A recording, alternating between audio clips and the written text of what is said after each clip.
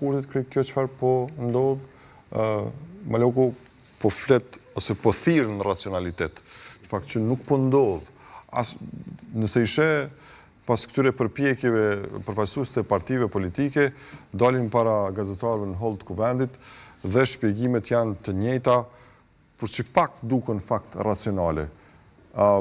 Partia më e madhe që thot ne na takon për shkak se kushtetuta e thot kështu dhe këta të tjerë që thonë kërkesa është krejt arbitrare të na bëjnë neve që ta votojmë ne individ që s'na pëlqen dhe nuk dua të japim numrat blanku.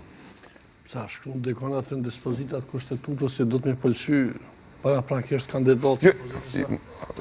Ndëgjoj, me i pëlqy, i kanë dhënë arsye se s'është për pëlqyeshmëria as nga pamja as nga tjetra, arsyet politike.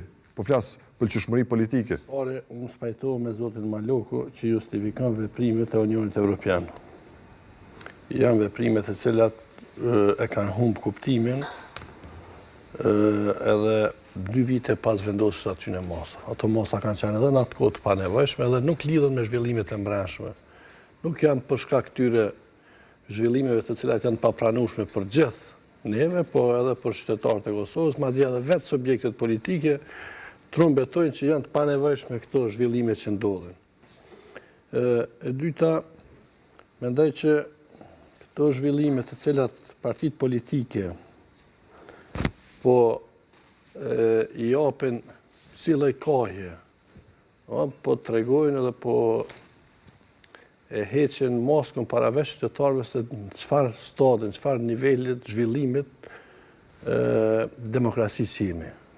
Do thonë, pajtona pjesërisht me pjesën e qytetarëve që ka qenë në nivelin më të lartë në kuptimin e në tregimit në emancipimit të lartë gjatë ditës së zgjedhjeve, por e gjithë procesi që kanë varë prej institucioneve, prej politikanëve, do thotë ka degradu. Që nga organizimi i numërimit të zgjedhjeve, votimeve, më pastaj fjalori pa përshtatshëm me gjellëve pa përjashtim, përjashtimi do të thonë gjua përjashtuese gjellëve për mos bashkëpunim me njëra tjetrën, e deri tek me të vërtetë ky cirkus është zonja arta e këtyne përsëritjeve të këtyne seancave të pakuptimta, të cilat e kanë humb kuptim. E bajnë barën më të madhe këta, se janë liderët e këtyre partive.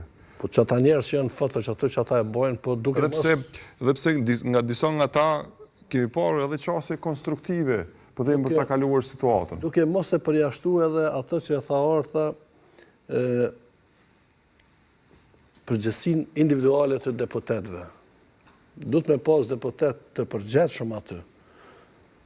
Pavarësisht qëndrimit partive politike, ose krerëve të partive politike, duhet me pas njerëz që e thejnë atë logjik bllokuese dhe për hir të vendit duhet me dalë dikush siç ka dalë në të kaluamën një deputete nga radhat e opozitës dhe ka votuar zonën Osmani për presidente, duhet me jap dikush një shembull të tillë. Dhe qytetarët atë deputete kanë radhit lart. Pse s'po ndodh në fakt? Pse s'po ndodh që dikush të del, që të del nga kornizat e partive ose nga linja zyrtare partijake?